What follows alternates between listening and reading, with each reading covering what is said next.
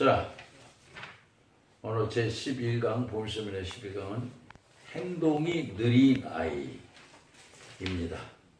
행동이 느린 아이들 있죠. 행동이 굼뜨거나 꾸물거리는 아동입니다. 행동이 느리면 부모들은 되게 상당히 지능이 낮아서 그런 거 아닌가 하고 걱정하게 되는데요. 실제 그런 면도 있고 실제 그렇지 않은 면도 있어요. 그러니까 행동은 느리지만 두뇌가 아주 빨라서 공부를 잘하는 아이가 있고 그렇지 않은 쪽이 있는데, 그러면 이제 행동은 느리지만 두뇌가 명석하게 공부를 잘하는 문제가 없겠죠. 그런데 그렇지도 못하면서 행동이 느리고 있다. 그건 걱정거리가 아닐 수가 없습니다. 그래서 행동의 증상은 먼저 보면은 발달이 늦은 아동이 아닌가 우리가 생각할 수 있어요. 그러니까 10분이면 끝낸 숙제를 1시간 동안 한다든가, 받아쓰기 시험 문제에서는 시간이 모자라고 못 적는 편이라든가, 이런 것들이 이제 그 문제가 될 수 있다는 것을 생각하게 되고, 그 다음에는 심리적 건강의 문제를 얘기할 수 있습니다. 이건 상당히 심각한 겁니다.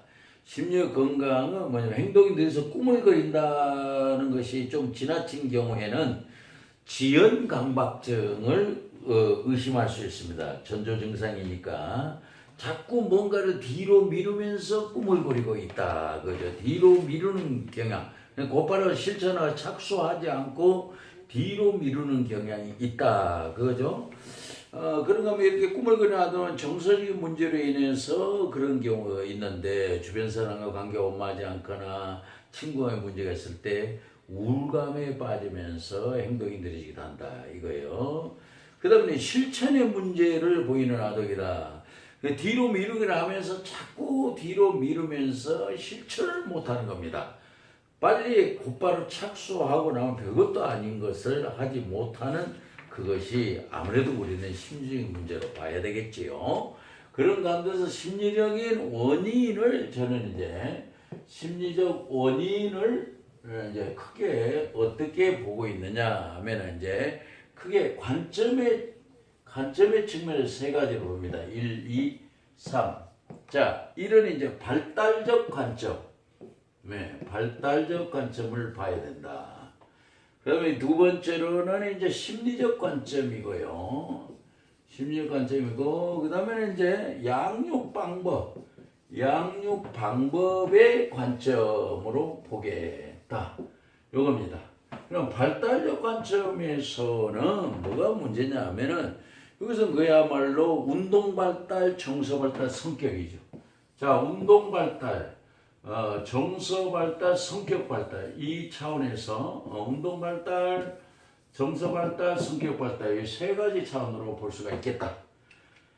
자, 그럼 운동 발달의 문제를 보이는 아동 같으면은 이제 실제로 느려가지고 행동이 느려가지고 그렇다는 경우는 이제 운동기술 장애나 발달성 근육운동 협응 장애 정도로 볼 수가 있는 겁니다. 이런 아동은 달리기나 자전거 타기도 잘하지 못하죠. 신체 이상이 없는지 잘 살펴봐야 되겠죠. 자, 아동은 이제 미세한 운동력이 늦게 발달하게 되면 미세한 운동력 기르기 위해서는 자꾸 몸을 움직여 무엇인가를 시도해 봐야 되겠죠. 근데 운동에 문제가 있다. 그런 경우는 한번 체크해 봐야 되고, 그 다음에 이제 이 발달의 정서 발달의 문제를 보이는 건 상당히 심리와 관련되는데, 예를 들어서 이제 운동 발달과 정서 발달은 수레바퀴 두 개와 같이 가는 것이죠. 같이 가는, 특히 성장기 때는 한 발대 뒷대죠. 하나 늦게도 되는데, 그러니까 두려움이 많은 아동들은 신체상 아무 문제가 없는데도 불구하고 걸음을 늦게 배우는 경우가 있죠. 이런 경우가 정서 발달과 운동 발달이 같이 간다고 볼 수 있다. 정서 발달이 늦게 되는 경우다.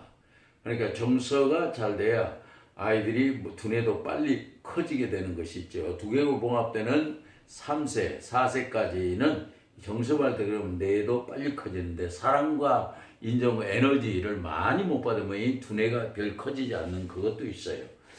자, 성격 발달 문제는 보이는 경우도 있겠다. 이제 아동 중에는 못 걷는 것이 안 걸으려고 하는 의지적인 문제를 보일 때가 있는데, 이것은 성격이 급한가 느린가의 문제, 그리고 유약하지 않는가 그 문제로 볼 수 있다는 점이죠. 그 다음에 이제 여기서 이제 심리적 관점은 어떤 걸 얘기할 수 있느냐면은 이게 심리적 관점에서는 아이가 아무래도 이제 심리적 관점은 상당히 의미가 있는데 주목을 끌려고 한다. 관심을 촉발시키려고 그러는 것이 있다. 그런 면 하나 봐야 되고 요게 이제 중요해요. 잠재적 우울 상태다.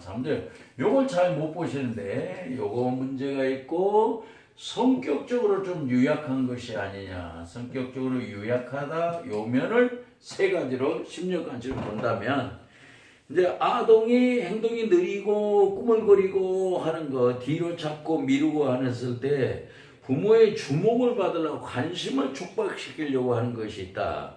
그래서 심리적인 문제이기도 한데 이것이 이제 감각적인 것이 아무래도 뒤로 물러나게 되면서 이런 것이 생기기도 하겠죠. 둘째가 중요합니다.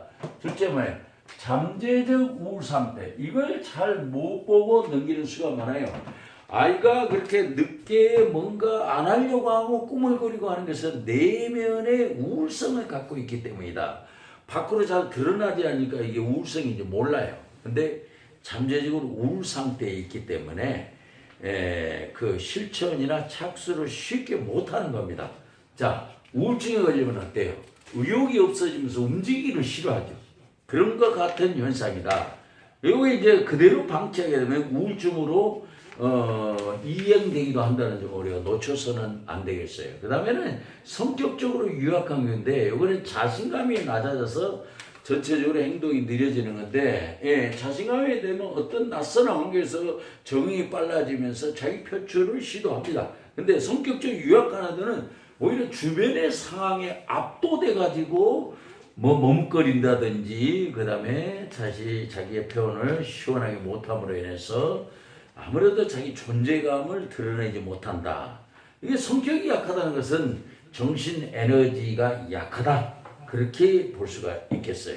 이런 문제. 그 다음에 이제 양육 방법의 문제가 원인이다. 이거는 이제 부모의 책임이 많아지는 것을 우리가 생각할 수 있죠. 부모의 책임이 많아진다.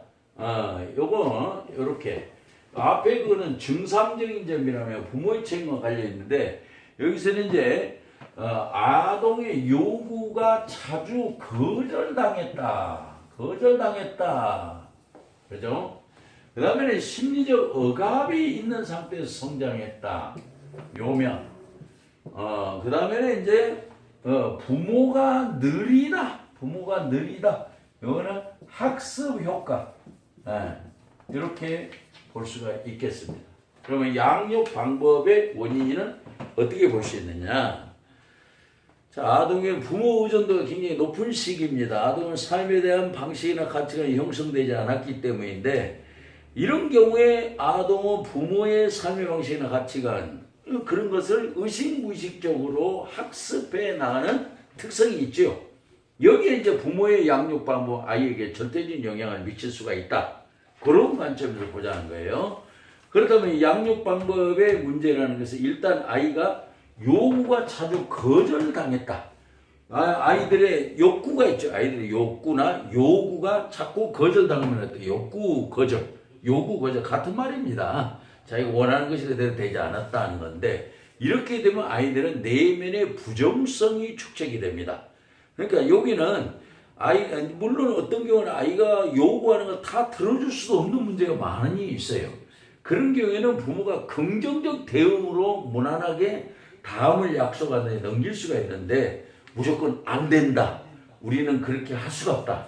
우리가 돈이 많지 않다. 우리 집은 가난하다. 이런 식으로 대응하게 되면 아이한테 부정성을 심어주게 됩니다.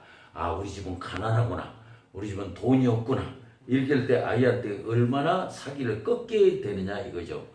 뭔가를 큰 걸 사달랄 때 어기차게 또 요구하는 때도 있어요. 그런 때도 그렇게 큰 거는 내 생일 때 해줘야 되겠네. 그러면 돈 모아가지고 생일 때 해주기로 하자 하면서 긍정적으로 일단 지원 작전을 쓰면서 넘겨도 되는 것을 갖다가 거기에 뭐 자기 불만까지 해서 그래가지고 우리가 뭐 그렇게 돈이 많은 줄 알아, 아버지가 그렇게 돈 많이 버는 줄 알아 하면서 자기 분노까지 실어서 아이를 융단 폭격을 하는 수도 있어요. 그렇게 되는 대응을 잘못하는 거예요. 왜? 부정적 대응을 했다.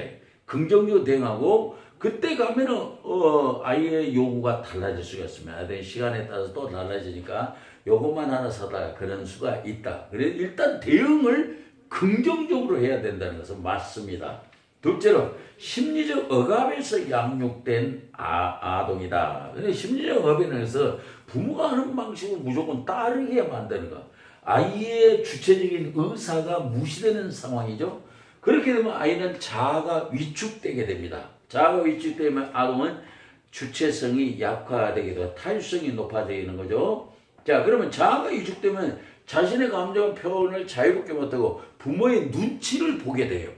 그리고 자신감이 자꾸 없어져. 내가 이게 맞는가? 내가 이렇게 해야 되는가 하면서 부모한테 물어보기 시작합니다. 엄마 나 이렇게 해도 돼? 이게 맞아? 이런 식으로 하게 될 때 아이는 이제 자아가 크지 못하고 위축되는 특성이 있다. 요 점을 우리가 쉽게 넘겨서는 안 돼요. 그러면 점점 자신감이 줄어가면서 이제 행동이 점점 느려지고 자기가 행동하는 데다 확신이 안 들기 때문에 점점 뒤로 미루게 되는 현상이 나타난다.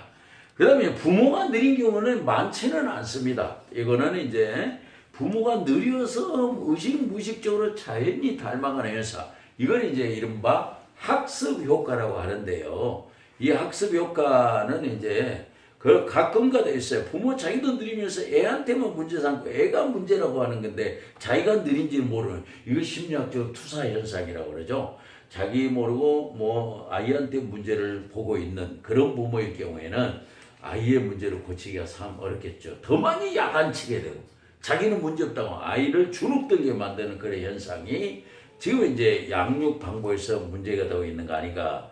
자, 이런 것에 대해서는 우리가 이제 상담 치료를 대응해서 우리가 감정을 정화해야 한다든지 양육법을 개선한다든지 자아 존중감을 향상시킨다는 데서 여기에 이제 여러모로 이제 원리적인 측면, 피그말리 효과 같은 것을 이제 소개하면서 이에 대한 대안을 제시하려고 합니다.